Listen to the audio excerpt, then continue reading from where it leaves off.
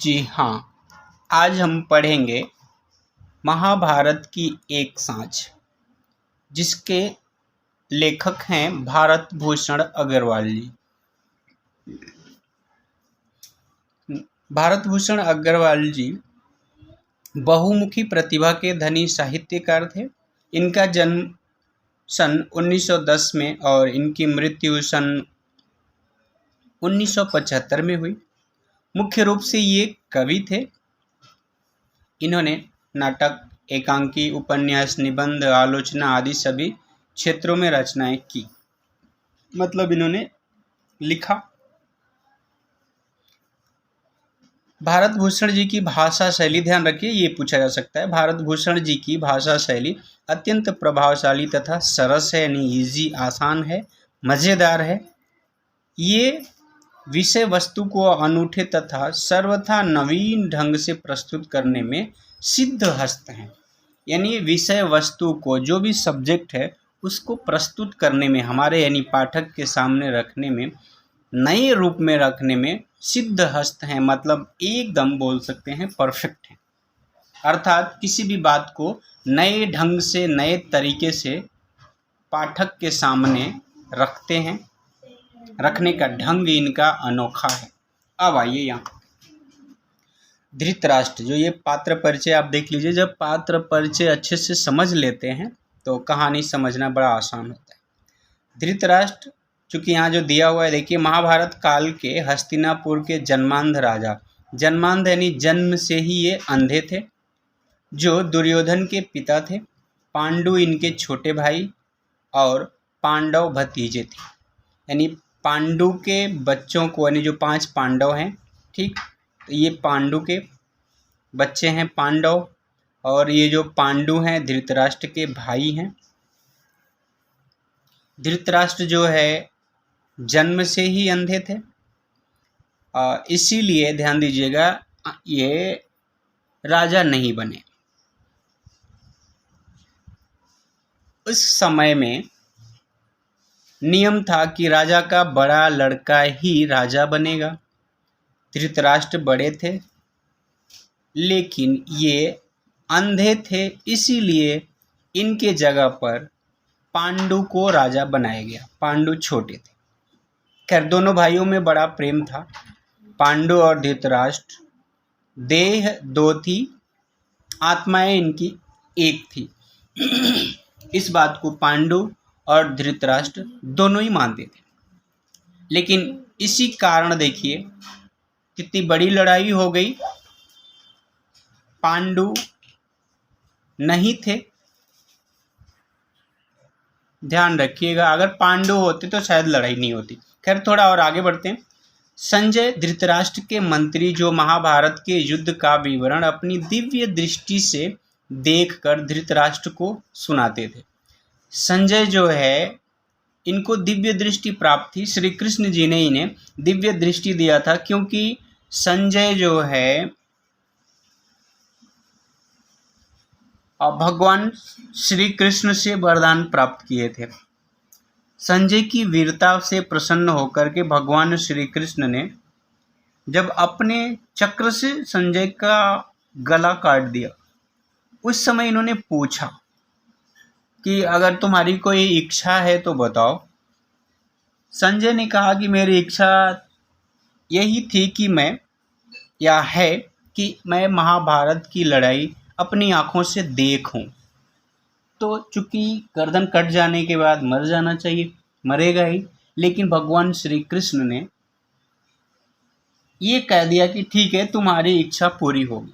तो जब तक महाभारत की लड़ाई हुई, तब तक संजय जो है भगवान श्री कृष्ण द्वारा प्रदत्त, यानी दी हुई दिव्य दृष्टि से महाभारत की लड़ाई, चाहे वो संजय कहीं पर भी रहे, वो महाभारत की जो लड़ाई हो रही है कुरुक्षेत्र के मैदान में, ध्यान रखिए, आपसे पूछा जा सकता है कि महाभारत की लड़ाई कहाँ हो रही थी, तो कुरुक्षेत्र के मैदान में।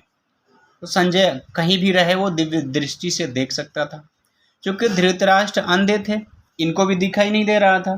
तो महाभारत की लड़ाई, यानी रण क्षेत्र में, कुरुक्षेत्र के मैदान में क्या हो रहा है, संजय सारी बातें देख करके महाराज धृतराष्ट्र को बताता था, क्योंकि ये इनका मंत्री भी था। ठीक है, धृतराष्ट्र के मंत्री जो महाभारत के युद्ध का विवरण अपनी दिव्य दृष्टि से देखकर धृतराष्ट्र को सुनाते रहते थे।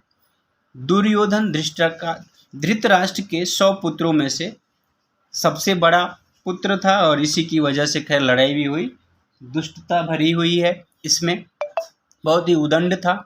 खैर युधिष्ठिर 5 पांडवों में सबसे बड़े, पांडवों के सबसे बड़े भाई थे, इनको धर्मराज भी कहा गया है। फिर भीम युधिष्ठिर के छोटे भाई, और स्थान कुरुक्षेत्र के निकट द्वैत वन के जलाशय का किनारा। यानी इस पाठ में जिस बात की जिक्र की गई है महाभारत की एक सांझ यानी संध्या इवनिंग के टाइम, तो ये जो है कुरुक्षेत्र के निकट यानी नज़दीक ही द्वैत वन है, जहाँ एक जलाशय है, एक जलाशय यानी एक सरोवर है, तालाब है, ठीक, जिसमें दुर्योधन छिपा हुआ था। तो उसी किनारे ये जो है जो कुछ भी बातें हुई हैं उसका वर्णन यहाँ पर है, ध्यान दीजिएगा। ये रेफरेंस की लाइनें जो है आपसे पूछी जाती हैं पक्की है। धृतराष्ट्र ठंडी सांस लेकर कह नहीं सकता संजय, किसके पापों का परिणाम है, किसकी भूल थी जिसका भीषण विष फल हमें मिला। ओह, क्या पुत्र मोह अपराध है, पाप है? क्या मैंने कभी भी डॉट है, कभी भी मतलब क्या मैंने कभी भी किसी और के साथ अन्याय किया? यहाँ पर कुछ भी बातें हम कह सकते हैं, जोड़ सकते हैं। देखिए अब यहाँ जितना कुछ हो गया, धृतराष्ट्र के सारे बेटे मारे गए, इनके रिश्तेदार मारे गए, अब इनका एक ही बेटा बचा हुआ है जो भी जलाशय में छुपा हुआ है, बड़ा बेटा। धृतराष्ट्र मन ही मन सोच रहे हैं, पछतावा हो रहा है और ये कह रहे हैं कि भाई मैंने क्या पाप किया था जिसका फल मुझे मिल रहा है। तो यहाँ इन्होंने ऐसा कहा है कि भाई किसके पाप का, क्योंकि इनको लग रहा है कि मैंने तो कभी ऐसा कुछ नहीं किया है। मैंने किया भी क्या है, केवल इन्होंने पुत्र मोह किया है, यानी अपने बच्चे से इन्होंने बहुत प्रेम, बहुत ही लगाव किया है और उसी की वजह से आज इनको ये भोगना पड़ रहा है, क्योंकि इन्होंने बच्चे की हर गलतियों को अनदेखा कर दिया और उसे बढ़ावा देते रहे, जिसकी वजह से इनका बेटा बिल्कुल बिगड़ गया। इसीलिए ध्यान रखिए, बच्चों को अगर गलती करें तो उन्हें समझाना चाहिए और डांटना चाहिए, ज़रूरी है, क्योंकि उनको पता नहीं होता है कई बार कई बातें। इसीलिए माता पिता उन्हें डांटते हैं और ज़रूरत पड़ती है तो मारते भी हैं। ठीक ऐसे ही अध्यापक भी करते हैं, गुरु भी करते हैं।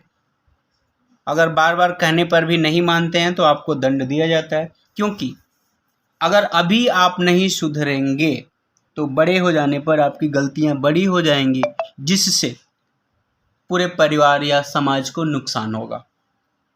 इसीलिए जब आप छोटे होते हैं यानी बच्चे, तो आपको या आप पर माता पिता या गुरु गुस्सा करते हैं, आपको डांटते हैं, सही रास्ते पर लाने का प्रयास करते हैं। देखिए संजय कहता है कि शांत हो महाराज, जो हो चुका उस पर शोक करना व्यर्थ है।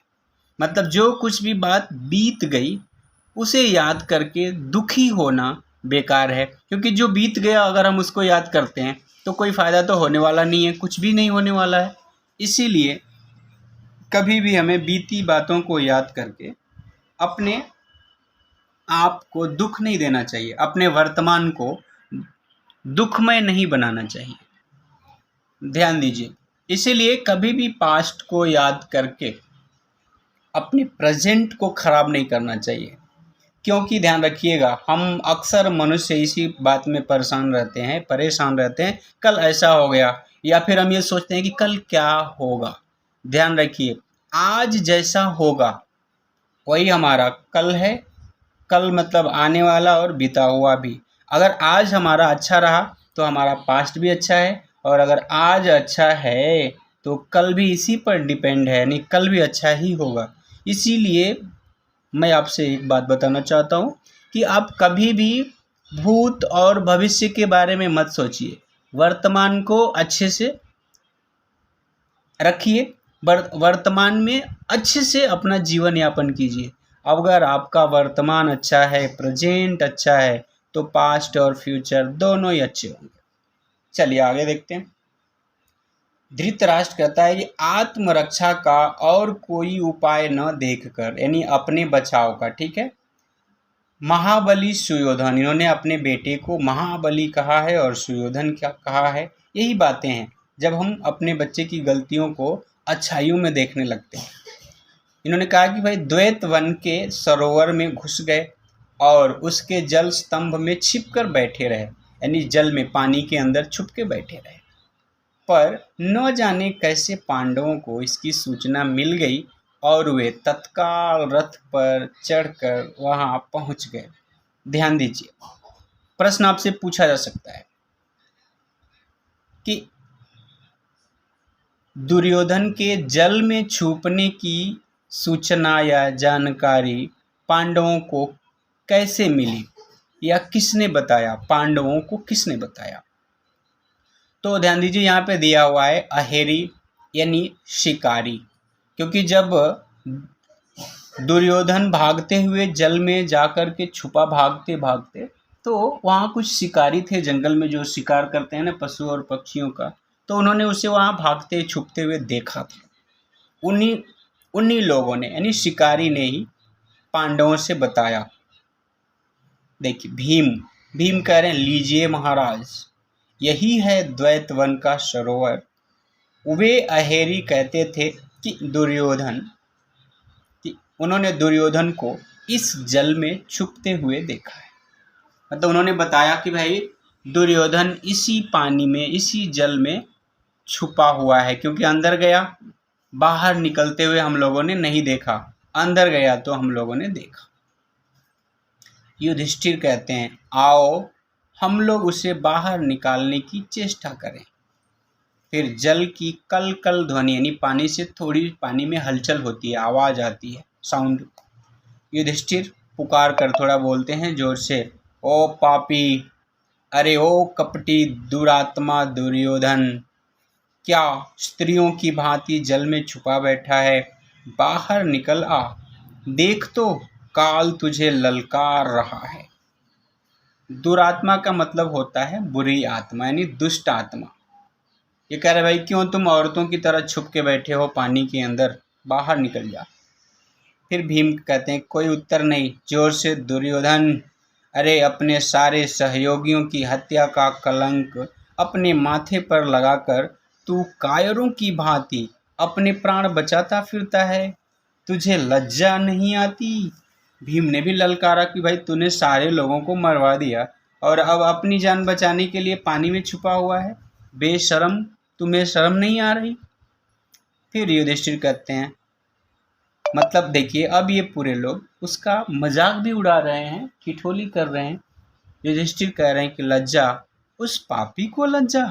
भीमसेन, ऐसी अनहोनी बात की तुमने कल्पना भी कैसे की? जो अपने सगे संबंधियों को गाजर मूली की भांति कटवा सकता है, जो अपने भाइयों को जीवित जलवा देने में भी नहीं हिचकता। ध्यान दीजिए, यहाँ पूछा जा सकता है कि यहाँ जीवित जलवा देने की बात किनके लिए की गई है? तो ये कौन है जिनको जीवित जलाने की कोशिश किया था दुर्योधन ने? पांडव है, ठीक है। लाक्षागृह में दुर्योधन ने योजना बनाई थी, आग भी लगाया, लेकिन ये लोग बच गए। जो आदमी अपनी भाभी को भी भरी सभा में अपमानित करने में आनंद ले सकता है, यानी खुश हो सकता है, उसका लज्जा से क्या परिचय? और ये सव्यंग्य हंसी, पूरे लोग जो है ठठाके हंसते हैं कि भाई ऐसे व्यक्ति के बारे में आप बात कर रहे हो कि वो, उसको लज्जा नहीं आती, तो उसको लज्जा कहाँ से आएगी? दुर्योधन, दूर जल में से ही, हंस लो दुष्टों, जितना भी चाहे हंस लो, पर यह न भूलना कि मैं अभी जीवित हूँ, मेरी भुजाओं का बल अभी नष्ट नहीं हुआ है। यानी देखिए, दुर्योधन कह रहा है भाई जितना हंसना है हंस लो, लेकिन ये मत भूलो मैं भी जीवित हूँ और मेरे बाजुओं का जो बल है, ताकत है, वो कम नहीं हुई है। आप देख रहे हैं Hindi classes bye Umesh sir. आप अगर ये पूरी वीडियो देखना चाहते हैं तो एक बार देखिए प्लेलिस्ट में महाभारत की एक सांझ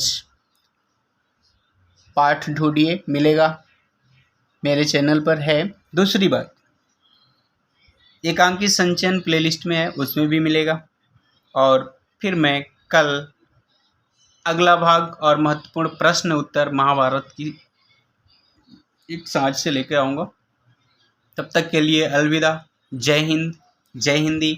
मुझे देखने सुनने के लिए धन्यवाद। आप अपने मित्रों के साथ भी शेयर कर लें ताकि परीक्षा से पहले उन तक ये वीडियो चली जाए और कम से कम उनका भी कुछ भला हो जाए तो अच्छा रहेगा। धन्यवाद। जय हिंद, जय हिंदी।